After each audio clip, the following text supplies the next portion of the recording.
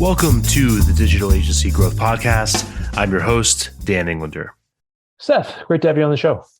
Great to be here. Thanks for having me, Dan. Yeah, and I was looking forward to having you on because you have, I think, a pretty unconventional background compared to many agency owners we have on. So if you wouldn't mind, can you go through the high level of kind of how you got Sure. to where I'm you the are? accidental agency owner. I'm a lawyer by training, went to UPenn undergrad and ended up starting a law firm after law school with a buddy I went to college and law school with. He loves lawyering, and my goal was to get out of law and run a business. And I thought I'd be doing something completely out of law, but he really wanted to run a law firm. He wanted a law firm. So I said, okay, let's divide and conquer. I'll take care of all the marketing and operations, and you take care of the lawyering. Great. And that was about 20 years ago in his basement. And we now have a 43 lawyer shop doing mostly consumer facing law, criminal, injury, family, trust, and estates. The way that we grew it was through digital marketing.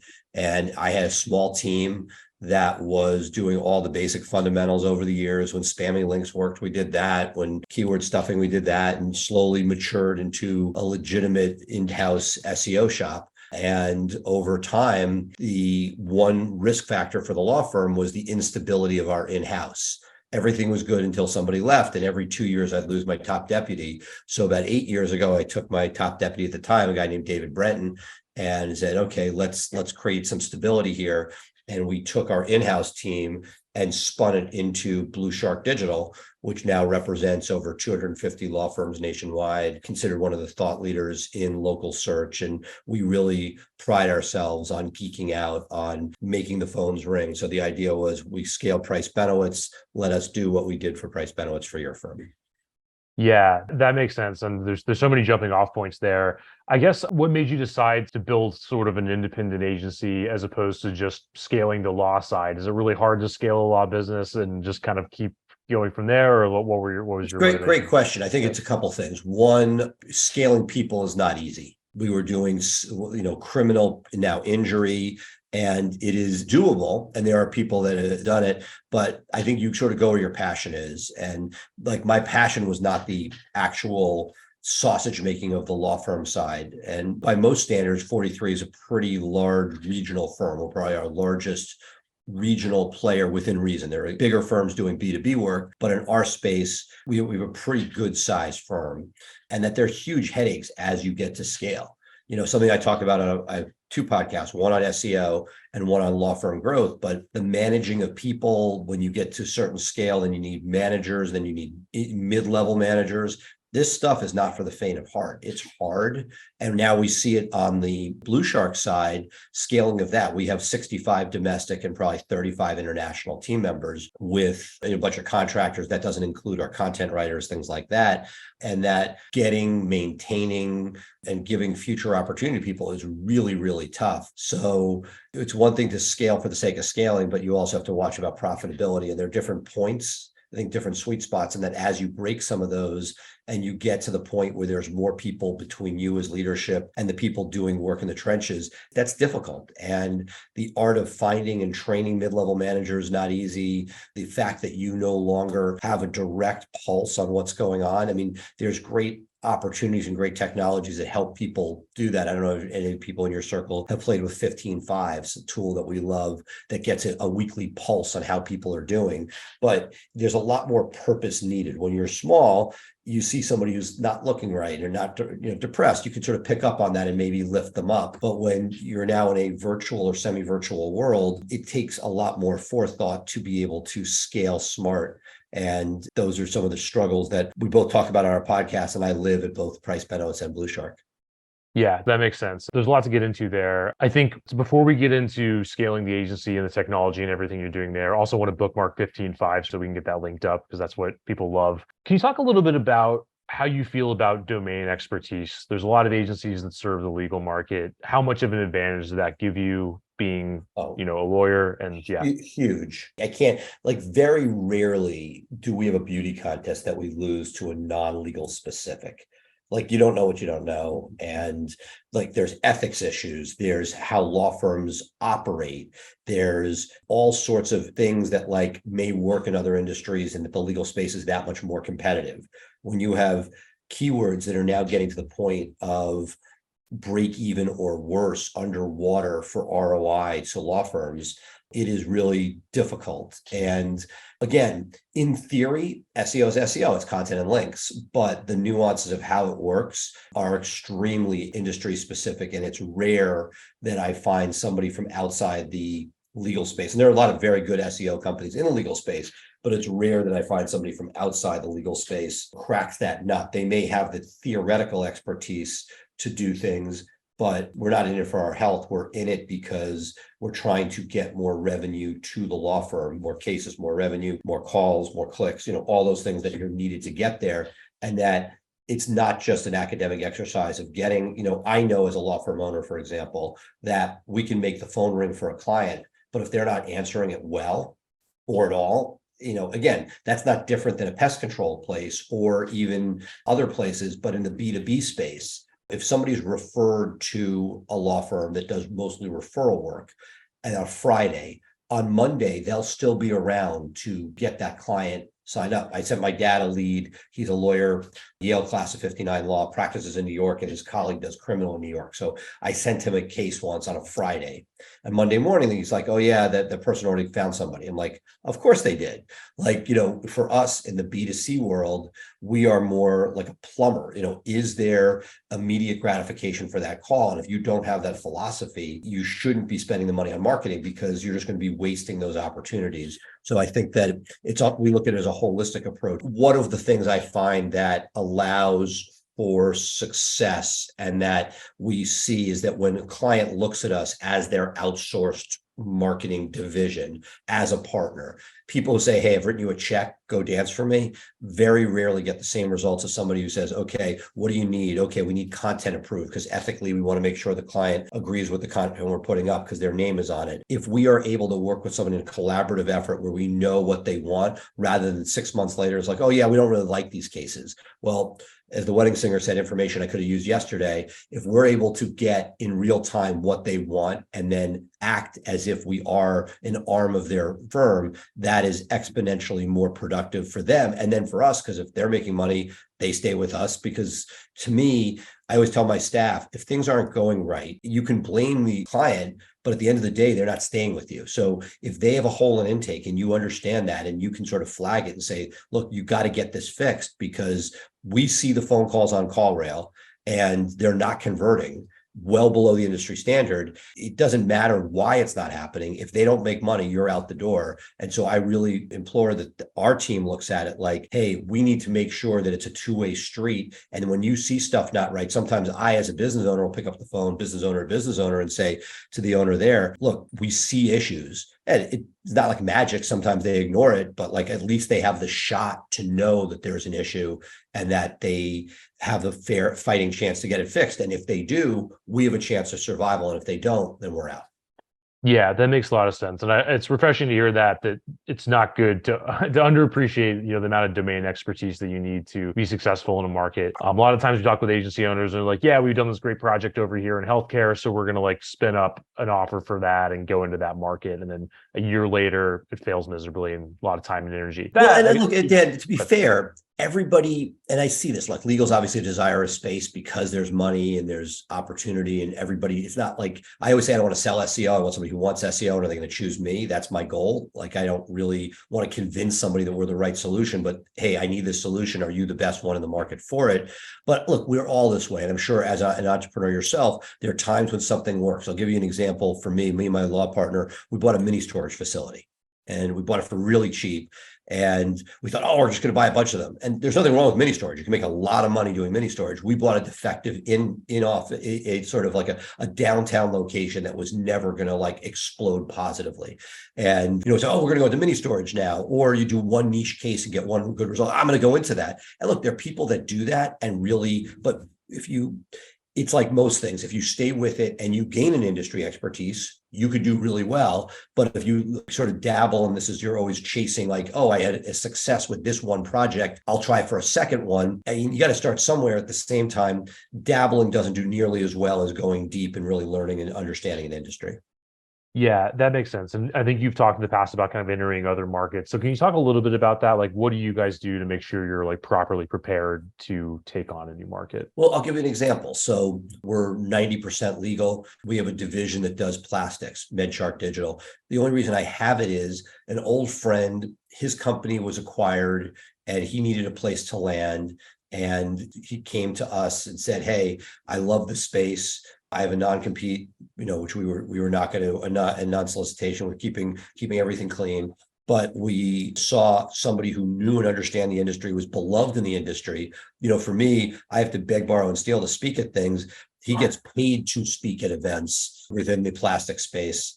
And he's really a thought leader within that space, so that it's almost like acquiring an agency. We acquired somebody who had that industry expertise that combined with best practices of SEO has made for a really nice run. But the first client or two, there was definitely a learning curve. And it's interesting. I remember speaking to people, and one guy once said to me, "Hey, I don't want to be your guinea pig."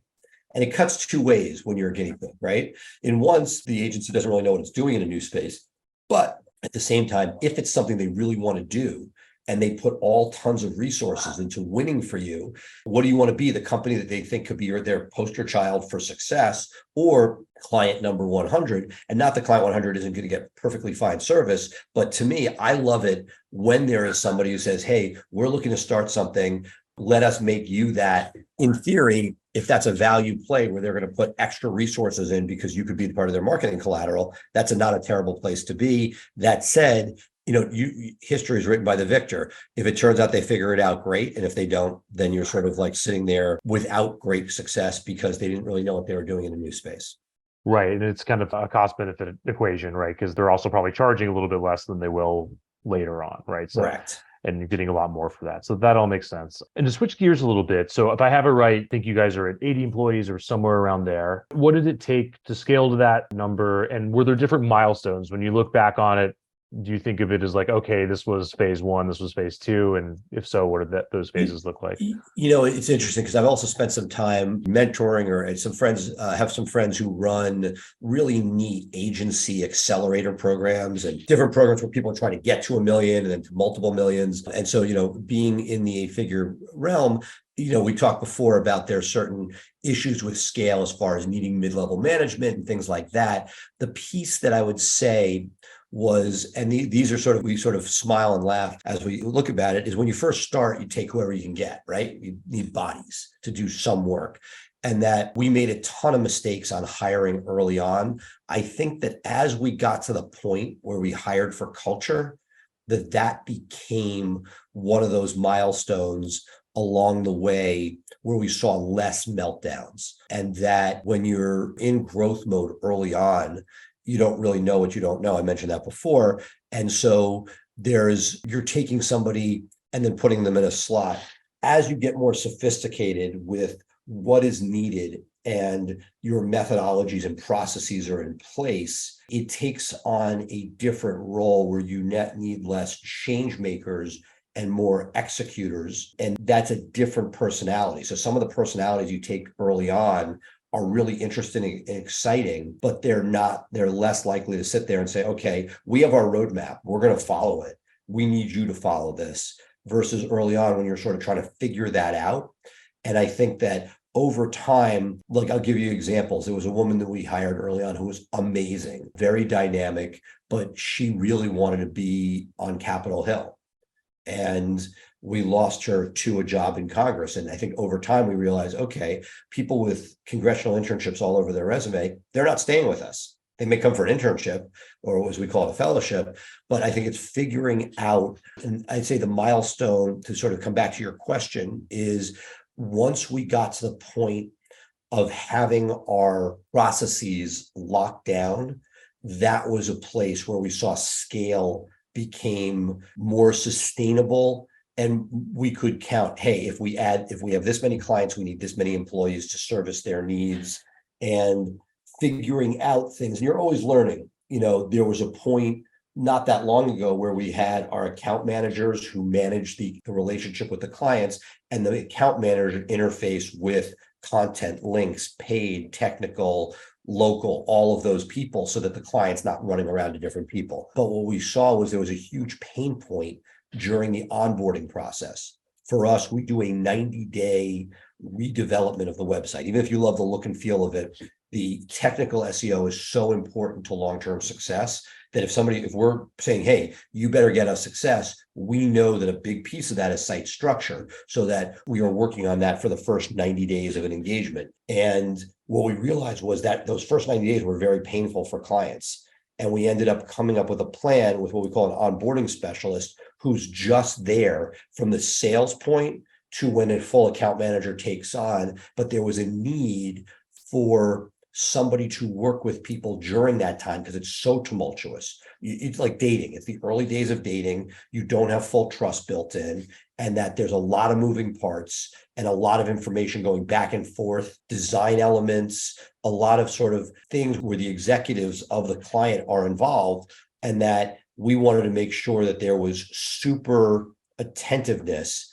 And that you'd say, oh, well, you could just have your account rep do it. And it didn't work as well. We found that we had a much greater success at finding and isolating issues and solving them, frankly, with an onboarding person. And that when that works, it's awesome. And that's been sort of one of those pieces, so that when we got to the point where we sort of realized that we were at scale, we had great systems and processes, but we saw a pain point for clients, adding a new element in, those are the pieces. So I'm having a harder time going back to, hey, there was a point when we went from 8 people to 15, where no longer everybody could be direct reports. And I think that it's identifying those pain points of scale and making sure that you don't get to a point where any person has more than like 6 to 8 direct reports, because those are the points where it's not sustainable and that you really haven't put your resources into pyramiding properly. Let's face it, building proposals is a pain for most agencies. It drains your time and energy, and the fear of putting in all that effort only to be ghosted by prospects is real. But what if I told you there's a better way? Introducing Smart Pricing Table, the game-changing interactive proposal software designed specifically for agencies like yours. Developed by a former agency owner, their powerful tool cuts down on the back and forth, incorporates upsells seamlessly, and lets you build proposals at lightning speed. No more grinding it out and leaving money on the table. It's time to create a repeatable system where your prospects can upsell themselves. Learn more at smartpricingtable.com/DAG and schedule a demo today. Right. That all makes sense. And I think one thing you said at the beginning of that is the importance of hiring for culture. Can you talk about that a little bit more? Like, how much has the culture evolved? How would you describe it? And how do you select for that? Sure. And it's interesting because I have this tale of two cities. I've seen a law firm where culture was much harder to maintain than until COVID. Pre-COVID, I think we had maybe a couple of people over the age of 30 working at the company. It was limited. Post-COVID, because of our ability to hire from all over the country, we really had a great diversity of workforce. And I'm no longer just the only old fart at the place, but it's one of the things that we've seen, and we've recently transitioned to EOS, put a lot of emphasis onto core values, is that I have personally made a metamorphosis from core values being something that's on a plaque on the wall of the office, which is kind of meaningless and sounds good, but says you have it, to are you hiring, are you firing based on core values? So, the law firm went to very simple core values: passion, integrity, excellence. And we are really very focused on hiring people that are passionate about what they do. They have integrity and they have substantive excellence in what they're doing. And that has sort of driven the firm.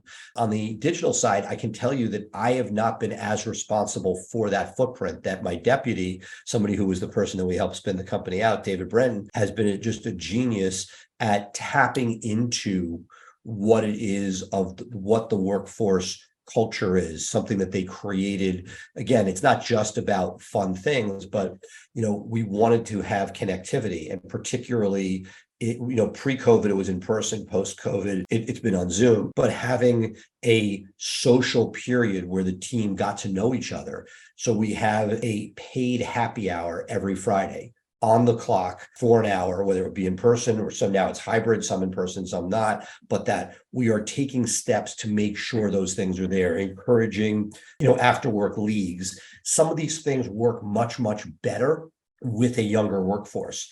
At the law firm, we started off young and fun. We're married, then we had kids. Now you have kids stuff after school, and sometimes, frankly, you're just tired. And so we have been back and forth with how do you it's almost easier to have cultural touch points, sort of activity wise, with a younger workforce. But I think the thing that it comes down to is it's not just those pieces, it's what centers people, and are people buying into your mission? And if your mission is, helping people build and grow their law firms, and you have people that have subscribed to that and they love the people they work with, those are things that go a long way. Using that software I mentioned before, 15.5, we take a weekly pulse at Blue Shark on how people are feeling. And that's part of our weekly EOS meeting, our L10s, is what is the culture pulse at the company? And is there a dip? If so, why? Sometimes a long weekend will help, or some temperature drops could hurt, but we're really looking at how are people doing, and is there something we can add to it? Yeah, that makes sense. And with all that in mind, I think in the agency space, you hear a lot of the culture kind of becomes your client's culture in a lot of ways. And even within the legal space, I'm guessing trust and estate is going to be a different style of lawyer's temperament than personal injury than criminal. Well, and personal injury is probably the Wild West. Yeah. Personal injury is sort of like the top of the B2C pyramid from revenue point of view generally. And then there are mass tort lawyers that are even wilder than the PI lawyers. But the PI lawyers are more focused on the business, but they're definitely risk takers. In the plaintiff space, you are investing money in marketing, intake, operations, and the legal work. And at the end of it, you get paid. So it's not for the faint of heart. With criminal, you're generally paid up front. Trust and estates, you're paid before somebody gets their documents, so that it's a much more regular process, but you're not likely to get a massive hit. It's time and materials at some level, and maybe flat rate where you can get like a premium on time and materials, but generally it's not that much it's more systematic. And I think that understanding your clients and what they want, that's important, that we want to make sure that we are meeting the clients where they're at. I'd say one of the things that's been most interesting, and I'm curious to see if you've seen this in agency clients that you've touched, is that in legal, every industry is difficult, right? You speak to some of the entertainment industry, that's a brutal industry, right? Real estate, that's really cutthroat. Legal, you get some, the people who choose to be lawyers very often are cantankerous people. And one of the things that I've sort of struggled with is our account managers are young, energetic people who want to please. But when you're dealing with just a complete a-hole, that can be very challenging. And I've told them since the beginning of the firm that if somebody crosses the line and we can't reel them back in as a law firm owner, we'll drop a client, because while I don't want to lose the revenue, our staff is so incredibly valuable that we pay them well, but that the replacement of staff is so arduous to find somebody who's not just good, but hits your core values and gets your mission and all of that, that if somebody's really being awful to our clients, we'll obviously give them a warning, but we've had to drop clients because of that, because I'd rather have a few less clients and keep the staff than allow somebody to burn our staff out. And it doesn't take much. Right now, employees have, if something is not fun, they have options. And we're well aware of that and want to make sure that we do our very best to keep people happy. And one of the ways to keep them happy is to keep them protected from inappropriate behavior, which sadly happens more than I wish in the legal space. Yeah, that all makes sense. And I think we do see the culture of the clients that, are being taken on kind of like reflect the situation on the ground in the agency space. And with that in mind, is there anything that, I think of the thing that Starbucks always says, where it's like the apron's your shield kind of thing, and they impart that to their staff. Is there anything that you guys do to help account managers deal with that and deal with a difficult client base? Look, what I ask for, which I always get, what I wish as a business owner, this is true for everything, right? If I could have everybody escalate issues, it'd be awesome. more often than not, they escalate later than I'd like. And in general, like that's true everywhere, right? If there's an issue, there's very little that can't be solved. And all you like, I preach it all the time, raise your hand and please escalate, rather than just take it as a punching bag to the point where you're like, I can't take this anymore, I got to leave. I really want people to let us know when there are problems and let us work with them. And so we want to be customer centric. At the same time, it really, if it's a partnership, it's got to be a partnership. And if it's a one way, it's not going to work in the end anyway. So yes, I could eke some more months of revenue out for the company, but it's not what I want. To be sustainable and scalable, I mean, we're not just a couple clients, we have a large client base, and that losing a difficult client can really help both morale as well as the bottom line revenue. Because if you're sucking resources to something and it's pushing your staff to the edge, that's not a good place to be. Yeah, and I think one distinction that I see are agencies that are focusing on a large total addressable market, like you might be with Blue Shark, and then others that are going for large organizations. They might have whatever 20 clients at once or something like that. And I think in that latter situation, it's a lot touchier. It's a lot harder to fire a Oh, bad client. no. And one of the Yeah. things I love about our model is that no one client can make or break us. I mean, it may not be fun for a quarter, but I have friends where they have 10 clients or less, and those, you lose a client there, that can be really, really tumultuous. And so I want to be able to, I don't want to lose clients. I want to keep them. I want raving fans. But when something is broken, we will thoughtfully try to figure out how to fix or save it. But I would say that in law, take the law firm example, particularly in the plaintiff space, even the criminal space, you make your money on the people the cases you don't take. And while, there are ones, we've worked with ones where early on there was a huge client that was good chunk of revenue. It might have been the equivalent of 4 other decent clients, and we loved having them. It helped us get where we put us on the map. We did amazing work for them, but they were out of their effing minds, crazy, tumultuous. And like, while I didn't want to lose the revenue, I was kind of happy when I didn't have to deal with that craziness. And so part of it is there are ebbs and flows in any relationship. And if it's something where they're just going through a difficult time, that's one thing. But if something is really off its rocker, which we see, I mean, I've seen stuff I can't unsee. I know intellectually I will make more money long term not dealing with that client than putting up with the abuse. Right. That makes a lot of sense. And with the time we have left, just to shift gears a little bit, I know that you're doing a lot with AI, and that's a hot topic. Do you mind talking about that and how it's impacting the Sure. agency? Yeah. It's here. It's exciting. It's scary when you start thinking about it too much.